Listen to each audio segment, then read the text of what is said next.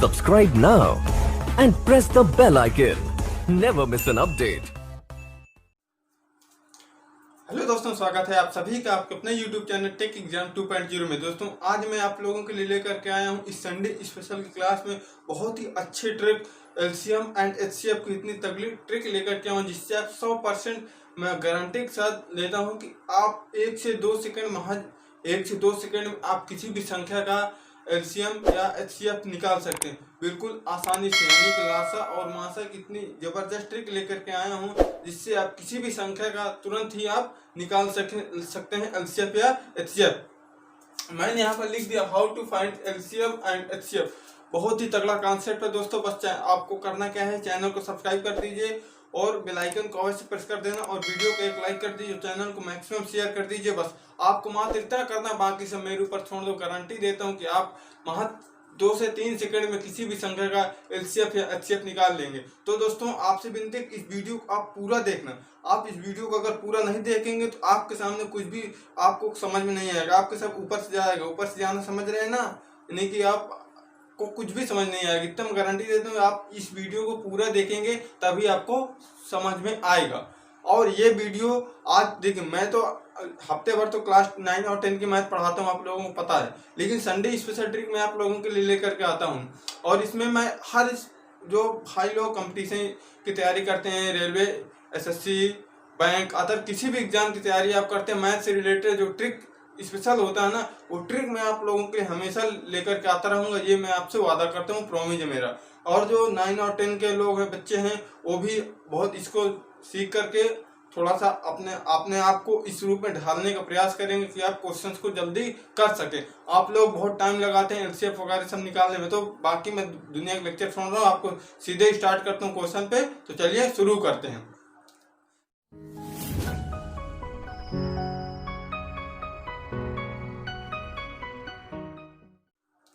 देखिए, ये एलसीएफ और एचसीएफ निकालने के लिए मैं आपको एक कॉन्सेप्ट दूंगा। कॉन्सेप्ट आपको ये क्लास 4 से पढ़ाया जाता है, यानी कि ये क्लास 4 या 5 की बात है, ये आपको पता होना चाहिए और ये मैक्सिमम बच्चों को नहीं पता होती है। इसको मैं आपको यहाँ पर बताऊंगा। देखिए, एक आपका होता है अपवर्तक, यहाँ पर हम लिख देते हैं अपवर्तक, ठीक है ना।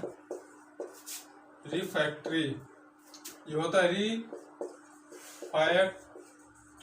इसकी इंग्लिश होता है। ये देखिए, ये अपवर्तक होता क्या है, यानी कि ये अपवर्तक होता क्या है, दो मैं आपको बताऊंगा। एक अपवर्तक होता है, एक इसी का अपवर्त्य होता है। दोनों को आपको एकदम जड़ से इसका कॉन्सेप्ट दूर कर दूंगा। ये कॉन्सेप्ट सीखेंगे आप एलसीएम या एचसीएफ कुछ भी आप निकाल सकते हैं। तो देखिए, अपवर्तक वो होता है, यानी कि ऐसी संख्या के फैक्टर होते हैं, यानी कि मान लीजिए कि जब कोई संख्या जिन जिन संख्याओं से कट जाती है वही उस संख्या के अपवर्तक कहलाते हैं। समझ में आया कुछ, यानी कि जो संख्या जिन जिन संख्याओं से पूर्ण रूप से कट जाती है वही उसके अपवर्तक कहलाते हैं। इतना आप अपने दिमाग में फिट कर लीजिए। जैसे मैं 12 की बात करता हूँ, तो 12 किन किन संख्याओं से कटेगा, मैं मार्कर चेंज कर लेता हूँ, ये मार्कर मैंने ले लिया। तो 12 जिन जिन संख्याओं से कट जाएगी वही इस संख्या के अपवर्तक कहलाएंगे, ठीक है। ये देखिए, अपवर्तक हमने बता दिया। तो देखिए, ये किन किन संख्याओं से कट सकती है, तो ये देखिए, ये तो 1 से कट सकता है, कट जाएगा। 2 से भी कट जाएगा, बिल्कुल कटेगा। 3 से भी कट जाएगा, 4 से भी कट जाएगा, 6 से भी कट जाएगा और ये 12 से भी कट जाएगा। तो ये इसके क्या है, अपवर्तक हो गए, ठीक है। इसी तरीके हम बात करें 18 की। 18 के अपवर्तक क्या लिखेंगे, 1 लिखोगे, 2 लिखोगे, 3 लिखेंगे, 6 लिखेंगे, 9 लिखेंगे, 18 और स्वयं से भी तो कटती है। तो ये इसके क्या हो जाते हैं, अपवर्तक हो। देखिए, 1 से कट जाएगा, 2 से कटेगा, 3 से कटेगा, 1 से तो कोई भी संख्या कट जाती है तो 1 तो लिखना पड़ेगा, और 3, 6, 9, 8 इनसे ये हो जाता है इसका अपवर्तक। अब चलिए एक और आपका है, ये भी क्लास 4 या 5 में जोड़े में रहते हैं, हमेशा सिखाए जाते हैं, जिसे आप बोलते हैं अपवर्त्य, मल्टीपल। क्या बोलते हैं, मल्टीपल। तो चलिए उसको हम बताते हैं। देखिए, ये मल्टीपल क्या होता है, यानी कि ये मल्टीपल होता क्या है, जब आप किसी संख्या को प्राकृतिक संख्या से लगातार गुणा करते चले जाते हैं वही उस संख्या के अपवर्त कहलाते हैं, इसीलिए इसका नाम पढ़ा है मल्टीपल। यानी कि आप 2 की टेबल पढ़ रहे हैं तो 2 के टेबल में जो जो आ रहा है वही उसके अपवर्त्य हैं। जैसे मैं बात करता हूँ 2 आपने लिखा तो 2 को आप मल्टीप्लाई करते चले जाइए, ठीक है ना। ये 2 के हम अपवर्ड से लिख रहे हैं, इस प्रकार 2 और इस प्रकार 2 मल्टीप्लाई 2 4। ये प्राकृतिक संख्याएं होती हैं 1 2 3 4। 2 मल्टीप्लाई 3, 2 मल्टीप्लाई 4, ये इसी प्रकार ये चलता चला जाएगा। तबनू आप तो पढ़ते हैं ना, तो टेबल तो आप 10 तक पढ़ते हैं, तो वही टेबल ही आपका क्या है, अपवर्त कहलाता है, जिसे हम मल्टीपल बोलते हैं। यानी कि जब किसी संख्या के साथ आप प्राकृतिक संख्याओं से लगातार गुणा करते चले जाते हैं तो वही उसके अपवर्त होते हैं और ये कभी रुकते नहीं है, ठीक है ना। ये अपवर्त कभी रुकते नहीं है, हमेशा बढ़ता चला जाएगा। आप गुणा करते चले जाएंगे, बढ़ता चला जाएगा। और जो अपवर्तक होता है ना, तो सीमित होता है, ठीक है। क्यों सीमित होता है? क्योंकि वो जैसे कुछ निश्चित संख्याओं से वो संख्या कटेगी तो वही उसके अपवर्तक होते हैं। तो ये इस कॉन्सेप्ट के आधार पर ही मैं आपको एलसीएम और एलसीएम निकालना बताऊंगा। चलिए हम एलसीएम और एलसीएम बताते हैं। तो चलिए देखिए, हम पहले आपको एलसीएम निकालना बताते हैं। आपको पहले हम एलसीएम निकालेंगे। तो देखिए एलसीएम होता क्या, पहले मैं जिस तरह आपको बताऊंगा आपको केवल उतना फॉलो करते हैं। देखिए एलसीएम क्या होता है, वह देखिए एलसीएम का मतलब होता है लार्जेस्ट कॉमन मल्टीपल। ये क्या होता है, लार्जेस्ट कॉमन मल्टीपल। इससे आप समझ, लघुत्तम समाप वर्त। इससे आप समझ गए क्या मतलब इसका निकला, लघुत्तम समाप वर्त। इससे क्या मतलब निकलता है, देखिए वह छोटी से छोटी संख्या, यानी कि वह छोटी से छोटी संख्या जो 8 और 12 से कट जाए, यानी कि वह छोटी से छोटी संख्या जो 8 और 12 से कट जाए, तब इसको क्या कहा जाता है। देखिए इसमें मैं लिख देता हूं, लघुत्तम समापवर्त, ठीक है ना। ये होता है, इसका क्या होता है, लघुत्तम समापवर्त। तब इसके देखिए मल्टीपल है, समापवर्त लिखा है ना, अपवर्त। तो इसके आपको क्या लिखना, पहले इसके आपको क्या लिखना है, अपवर्त लिखिए। इसके क्या लिखिए, अपवर्त।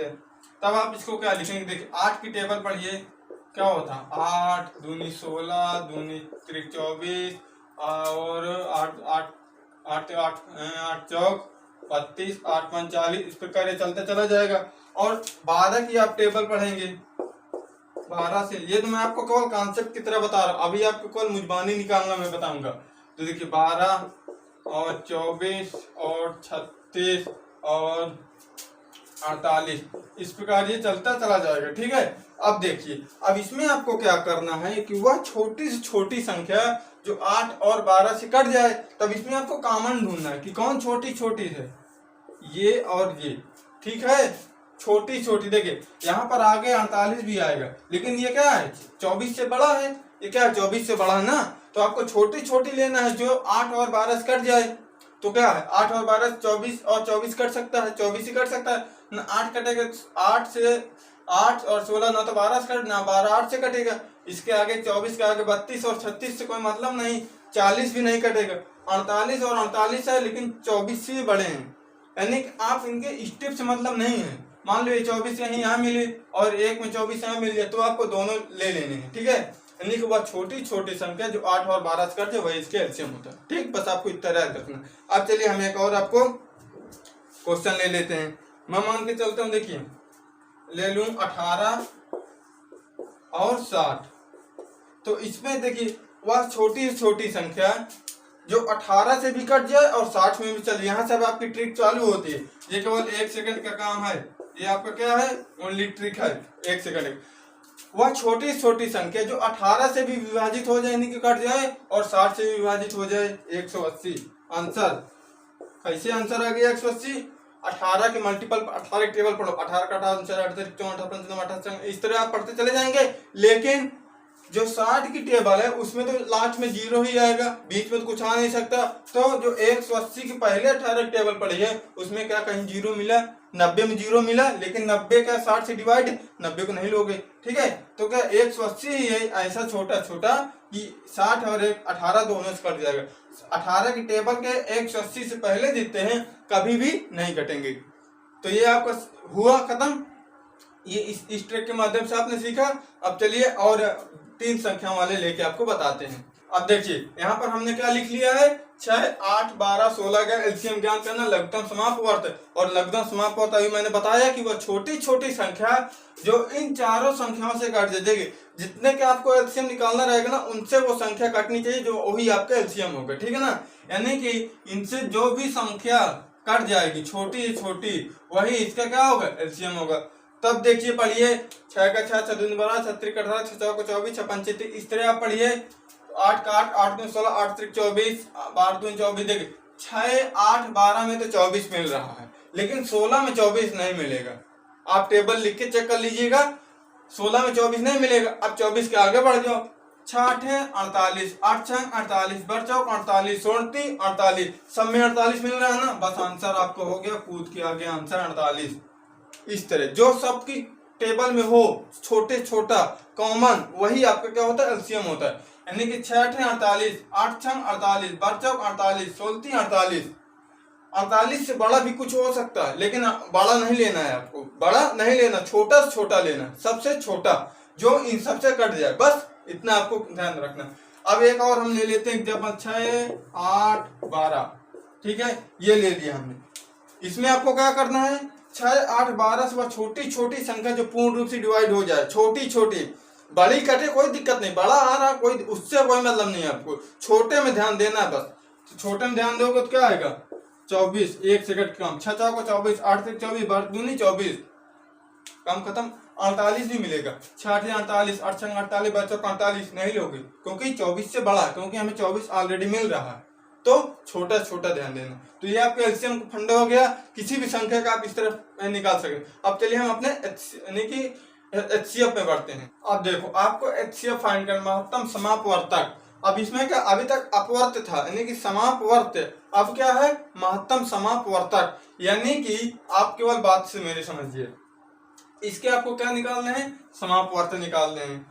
यानी कि इसके आप पहले अपवर्तक निकालिए और समापवर्त अभी मैं निकालना बता दूंगा। तो 24 के अपवर्तक निकालिए, अभी मैंने आपको अपवर्तक निकालना बताया था, ये कॉन्सेप्ट की तरह मैं बता रहा हूँ, अभी ट्रिक आपको आएगा।